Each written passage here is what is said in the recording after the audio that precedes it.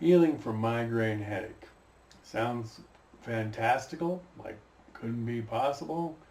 I might be making it up.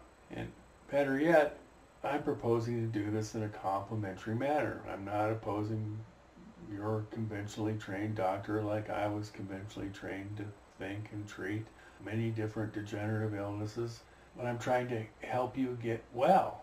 So if you're the properly motivated patient, I think I can help you.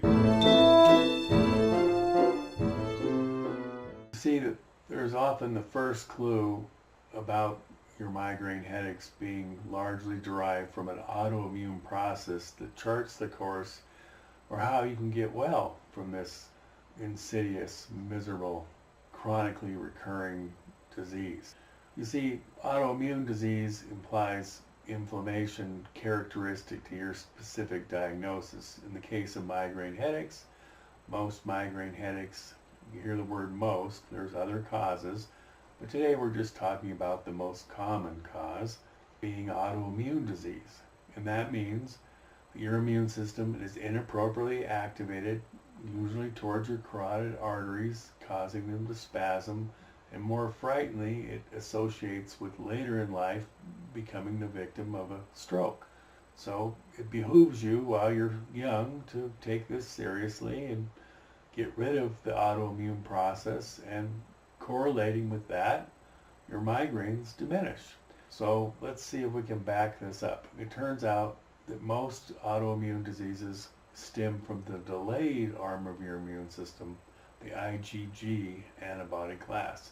Trouble is, my conventionally limited colleagues were all taught to just look into the immediate arm of your immune system, which involves IgE antibodies, and occasionally there's an inquiry into the IgA antibodies.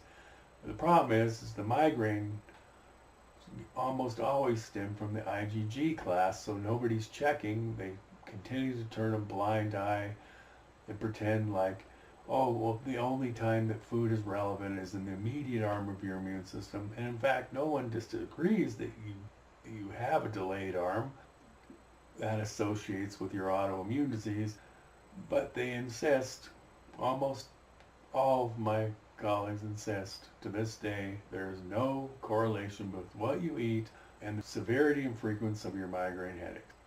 And I'm here to tell you that just isn't so. So stop watching this video if you're the type of patient that insists on a passive role, because there's no way you're ever going to get well unless you are willing to strictly limit, approach near 100% compliance of avoiding the causative food once we inquire into what it is. Also, occasionally contributing to your migraine headache is, especially in females around in their 40s, there's a fall off balance between estrogen and progesterone that can be contributory. And there's rarer causes that we won't go into today. But the majority of the cause is autoimmune, just like the medical research publishes of our day.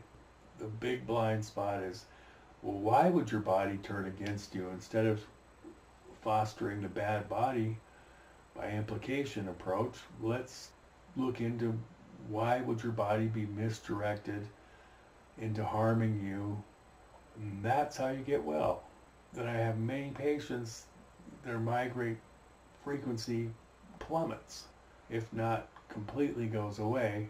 And if they get an occasional migraine, they almost always admit that they fell off the diet wagon at a well-meaning family gathering. They went to a friend's house, they were traveling, they encountered a dishonest chef, they were on a vacation, something like that.